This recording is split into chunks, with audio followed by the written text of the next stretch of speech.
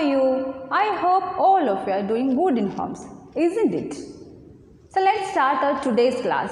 This is our second class. What we have studied in our first class, don't you remember that? In our first class, we have studied about different types of plants, then the uses of different plants. Some plants we are using as food materials, then some are as medicinal plants, then some as spices, etc. Then one more thing we have studied that we are depending plants for our food. In this class, we are studying about how the plants are obtaining their food. Plants are preparing their food by themselves by the process of photosynthesis. So in this class, we have to study more about photosynthesis. So today we are studying about the process of photosynthesis.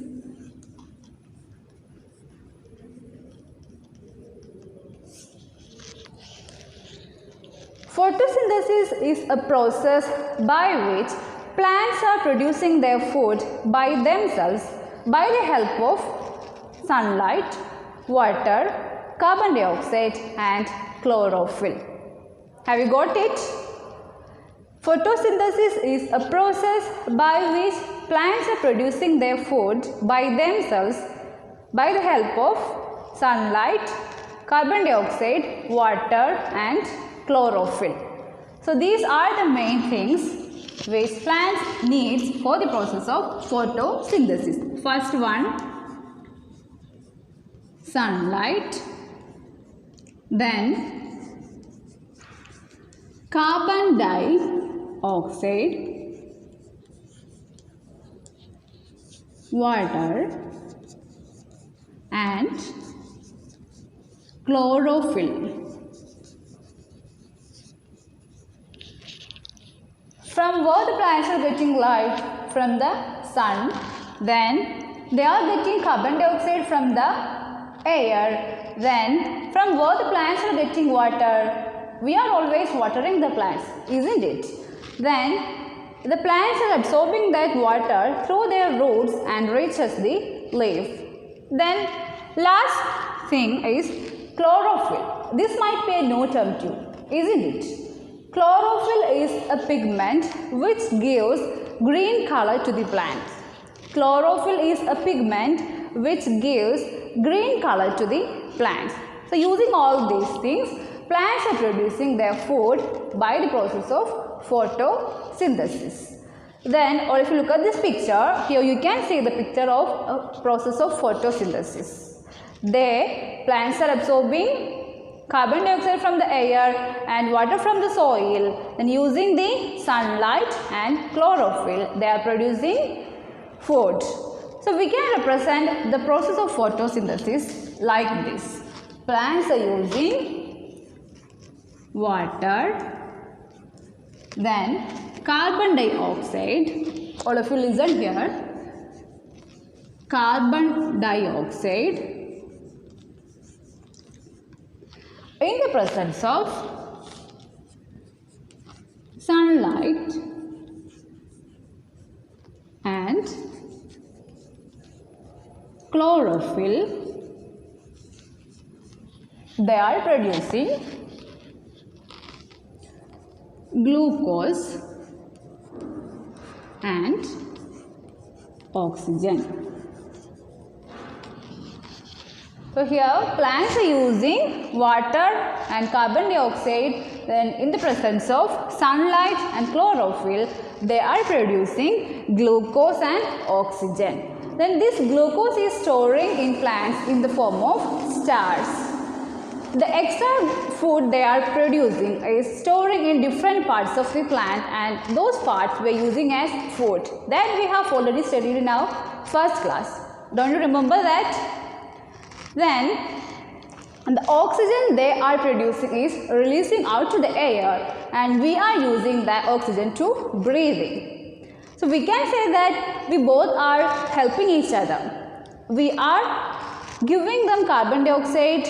When we are breathing out, we are releasing carbon dioxide to the air. and the plants are using that carbon dioxide, and after the photosynthesis they are producing the oxygen and they are releasing the oxygen to the air, and we are using that oxygen to breathe in.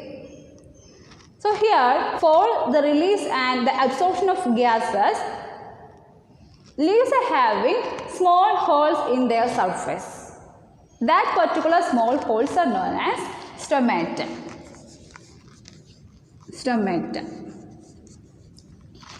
Stomata is small holes that we can observe through a microscope only, which can be observed in the surface of leaves, which helps in gas exchange at the time of photosynthesis. They are absorbing carbon dioxide and releasing out the oxygen through this stomata. Not only for gas exchange, for the exchange of water also. The extra water in the plants is releasing to the air through this stomata. So that small holes which can be observed in the leaves are called as stomata. Is it clear? Then we know that there are different types of plants around us with different colors and different specialities, isn't it? Some are green in color, then some plants are in different colors. Or if you look at this plant, this particular plant is having yellow color. Then there are another plants which have different colors like this. Or if you look at this plant, this one have another color, isn't it? So here we have studied that chlorophyll gives green color to the leaves and other parts of this plant. Then how some other plants are in different colors? So we can understand that not only chlorophyll, some other type of pigments also there in plants.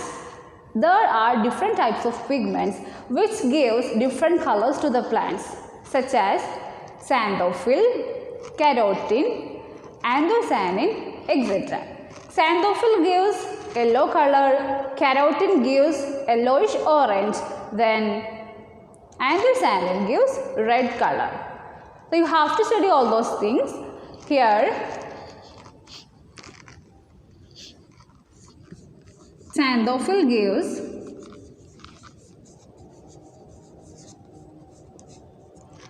yellow color, then anthocyanin gives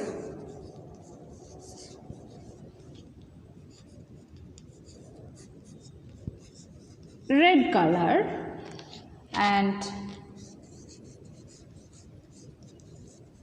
carotene gives yellowish orange.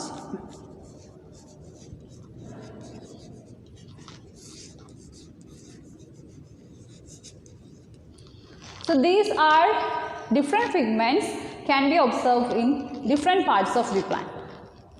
We can observe different types of flowers and fruits in different colors, isn't it? Or if you look at this flower, this hibiscus flower appears red in color, isn't it?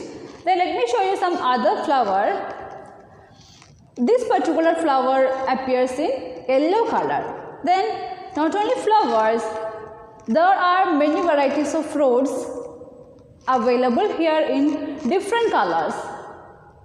So here, not only in leaves, pigments are there in every part of plants, such as stem, fruit, flowers, etc. Then part of plant with a particular pigment appears in that particular color. Have you got it? Then let me conclude all these things we have discussed today. At first we have studied about the process of photosynthesis.